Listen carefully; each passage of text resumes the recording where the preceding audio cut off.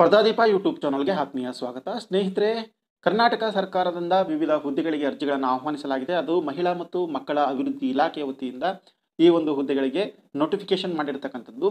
ಅದರ ಸಂಪೂರ್ಣ ವಿವರಣೆಯನ್ನು ಈ ವಿಡಿಯೋದಲ್ಲಿ ನೀಡ್ತೀನಿ. ನೀವಿನ್ನೂ ಕೂಡ ನಮ್ಮ ಚಾನಲ್ಗೆ ಸಬ್ಸ್ಕ್ರೈಬ್ ಮಾಡಿಲ್ಲ ಅಂದರೆ ಈ ಕೂಡಲೇ ಸಬ್ಸ್ಕ್ರೈಬ್ ಮಾಡಿ ಮತ್ತು ನಾನು ಅಪ್ಲೋಡ್ ಮಾಡುವ ವಿಡಿಯೋಗಳ ನೋಟಿಫಿಕೇಶನ್ಗೆ ಪಕ್ಕದಲ್ಲಿರ್ತಕ್ಕಂಥ ಬೆಲ್ ಐಕಾನ್ ಮೇಲೆ ಕ್ಲಿಕ್ ಮಾಡಿ.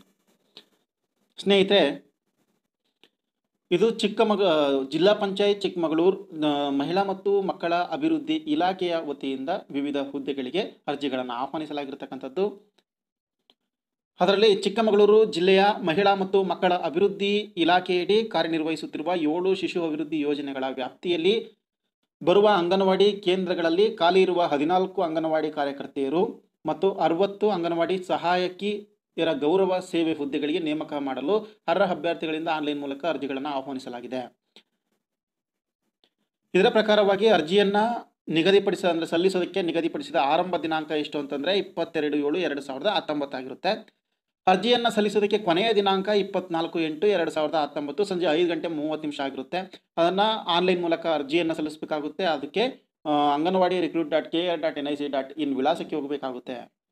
ಚಿಕ್ಕಮಗಳೂರು ಜಿಲ್ಲೆಯ ಮಹಿಳಾ ಮತ್ತು ಅಭಿವೃದ್ಧಿ ಇಲಾಖೆಯಡಿ ಕಾರ್ಯನಿರ್ವಹಿಸುತ್ತಿರುವ 7 ಶಿಶು ಅಭಿವೃದ್ಧಿ ಯೋಜನೆಗಳ ವ್ಯಾಪ್ತಿಯ ಈ ಕೆಳಗೆ ಕಾಣಿಸಲಾದ ಗ್ರಾಮಗಳ ವ್ಯಾಪ್ತಿಯ ಅಂಗನವಾಡಿ ಕೇಂದ್ರಗಳ ಕಾರ್ಯಕರ್ತೆ ಹಾಗೂ ಸಹಾಯಕಿಯರ ಗೌರವ ಸೇವೆ ಸಲ್ಲಿಸಲು ಈ ಕೆಳಗೆ ತೋರಿಸಲಾದ ಮೀಸಲಾತಿ ಹೊಂದಿದ ಪ್ರಕಟಣೆ ಹೊರಡಿಸಿದ ದಿನಾಂಕದಿಂದ 18ರಿಂದ 35 ವರ್ಷದ ಒಳಗಾಗಿರಬೇಕು.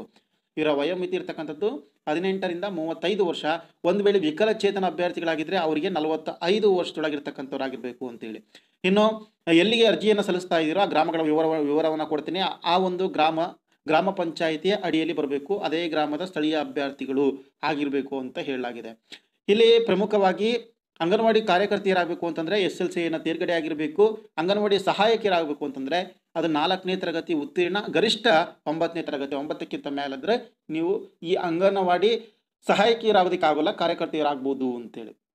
ಇನ್ನು ಆನ್ಲೈನ್ ಮೂಲಕ ಅರ್ಜಿಯನ್ನು ಸಲ್ಲಿಸಿದ ನಂತರ ಯಾವ್ಯಾವ ದಾಖಲೆಗಳನ್ನ ಲಗತ್ತಿಸಬೇಕು, ಈ ದಾಖಲೆಗಳು ನಿಮ್ಮ ಹತ್ರ ಇರಬೇಕಾಗುತ್ತೆ. ಅದರಲ್ಲಿ ಭರ್ತಿ ಮಾಡಿದ ಆನ್ಲೈನ್ ಮೂಲಕ ಅರ್ಜಿ ಇರಬೇಕು, ಜನನ ಪ್ರಮಾಣ ಪತ್ರ ಇರಬೇಕು. ಆನಂತರ ತಹಶೀಲ್ದಾರಿಂದ 1 ವರ್ಷದ ಏನಂತಂದರೆ 1 ವರ್ಷಕ್ಕೆ ಮೀರಲ್ಪಟ್ಟದಂತಹ ಅಂದರೆ ಒಂದು ವರ್ಷಕ್ಕಿಂತ ಜಾಸ್ತಿ ಆಗದೇ ಇರುವಂತಹ ವಾಸಸ್ಥಳ ದೃಢೀಕರಣ ಪತ್ರವನ್ನು ನೀವು ಪಡೆದಿರಬೇಕು. ಆನಂತರ ವಿದ್ಯಾರ್ಥಿ ಪ್ರಮಾಣ ಪತ್ರ, ನೀವು ಯಾವ ಒಂದು ಹುದ್ದೆಗೆ ಅರ್ಜಿಯನ್ನು ಸಲ್ಲಿಸ್ತಾ ಇದ್ದೀರೋ ಅದಕ್ಕೆ ಸಂಬಂಧಪಟ್ಟಂಥ ವಿದ್ಯಾರ್ಥಿಯನ್ನು ಪ್ರಮಾಣ ಪತ್ರವನ್ನು.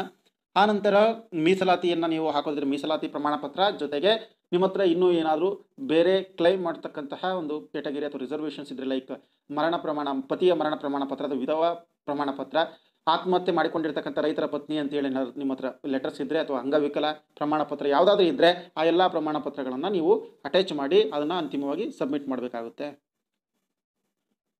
ಇನ್ನು ಪ್ರಮುಖವಾಗಿ ಸ್ನೇಹಿತರೆ, ಇಲ್ಲಿ ಚಿಕ್ಕಮಗಳೂರು ಡಿಸ್ಟಿಕ್ನ ವಿವಿಧ ಗ್ರಾಮ ಪಂಚಾಯಿತಿಗಳಲ್ಲಿ ವ್ಯಾಪ್ತಿಯ ಒಳಗೆ ಖಾಲಿ ಇರತಕ್ಕಂತಹ ಹುದ್ದೆಗಳನ್ನು ನೀವು ನೋಡ್ಬೋದಾಗಿದೆ. ಇವೆಲ್ಲ ಕೂಡ ಒಂದು ಅಂಗನವಾಡಿ ಸೆಂಟರ್ ನೇಮ್, ಗ್ರಾಮ ಪಂಚಾಯಿತಿ, ಆಮೇಲೆ ಯಾವುದಕ್ಕೆ ರಿಸರ್ವೇಷನ್ ಆಗಿದೆ ಅಂತಕ್ಕಂಥದ್ದು ಮತ್ತು ಯಾವ ಒಂದು ವ್ಯಾಪ್ತಿಯೊಳಗೆ ಬರುತ್ತೆ ಅಂದರೆ ತಾಲೂಕು. ಸಾಮಾನ್ಯವಾಗಿ ಕಡೂರು ವ್ಯಾಪ್ತಿಯಲ್ಲಿ ಬರ್ತಕ್ಕಂಥದ್ದು ಇದೊಂದು ಫಸ್ಟ್ ಬರ್ತಕ್ಕಂಥದ್ದು ಹಯ್ಯಾರ ಘಟ್ಟ ಅಂತೇಳಿ. ಇದು ಸಿಂಗಟಗೇರಿ ಅಂತಕ್ಕಂಥ ಗ್ರಾಮ ಪಂಚಾಯಿತಿ ವ್ಯಾಪ್ತಿಯೊಳಗೆ ಬರುತ್ತೆ. ಅಲ್ಲಿ ಅದರ್ಸಿಗೆ ರಿಸರ್ವೇಷನ್ ಇದೆ.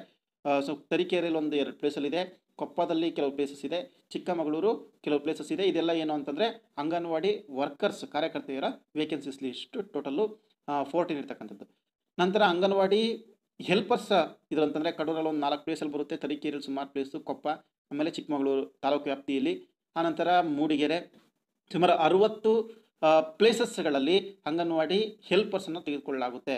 ನೀವು ತಾಲೂಕು ನೋಡೋದಾದರೆ ಕಡೂರು ತಾಲೂಕಲ್ಲಿ 4, ತರೀಕೆರೆಯಲ್ಲಿ 12, ಕೊಪ್ಪದಲ್ಲಿ 10, ಚಿಕ್ಕಮಗಳೂರಿನಲ್ಲಿ 16, ಶೃಂಗೇರಿಯಲ್ಲಿ ಇಲ್ಲ, ಮೂಡಿಗೆರೆಯಲ್ಲಿ 15, ಎನ್ನಾರ್ಪುರದಲ್ಲಿ 3, ಒಟ್ಟು 60 ಹೆಲ್ಪರ್ ಹುದ್ದೆಗಳಿಗೆ ಈ ರೀತಿಯಾಗಿರ್ತಕ್ಕಂತಹ ಒಂದು ವೇಕೆನ್ಸಿ ಲಿಸ್ಟನ್ನು ಕೊಟ್ಟಿದ್ದಾರೆ. ಸ್ನೇಹಿತರೆ, ಇದಿಷ್ಟು ಕೂಡ ಪ್ರಮುಖವಾಗಿರ್ತಕ್ಕಂತಹ ಮಾಹಿತಿ. ಹೆಚ್ಚಿನ ಮಾಹಿತಿ ಬೇಕು ಅಂತಂದರೆ ಅಂಗನವಾಡಿ recruit.kr.nic.in ಅಲ್ಲಿ ನೀವು ಹೋಗ್ಬೋದು. ಜೊತೆಗೆ ಈ ಒಂದು ನೋಟಿಫಿಕೇಷನನ್ನು ಈ ಒಂದು ವಿಡಿಯೋದ ಡಿಸ್ಕ್ರಿಪ್ಷನ್ ಪಾರ್ಟಲ್ಲೂ ಕೂಡ ಹಾಕಿರ್ತೀನಿ ಮತ್ತು ವೆಬ್ಸೈಟ್ ಲಿಂಕನ್ನು ಕೂಡ ಹಾಕಿರ್ತೀನಿ. ನೀವು ನೇರವಾಗಿ ಹೋಗಿ ಅರ್ಜಿಯನ್ನು ಸಲ್ಲಿಸ್ಬೋದು. ನೀವು ಸಲ್ಲಿಸಿ ಅಥವಾ ನಿಮ್ಮ ಅವಶ್ಯಕತೆ ಇದ್ದಂಥವ್ರಿಗೆ ಈ ವಿಡಿಯೋವನ್ನು ಶೇರ್ ಮಾಡಿ. ಜೊತೆಗೆ ನಮ್ಮ ಚಾನಲನ್ನು ಸಬ್ಸ್ಕ್ರೈಬ್ ಮಾಡೋದು ಮರಿಬೇಡಿ. ಬೆಲ್ ಐಕಾನ್ ಮೇಲೆ ಕ್ಲಿಕ್ ಮಾಡಿ. Thank you.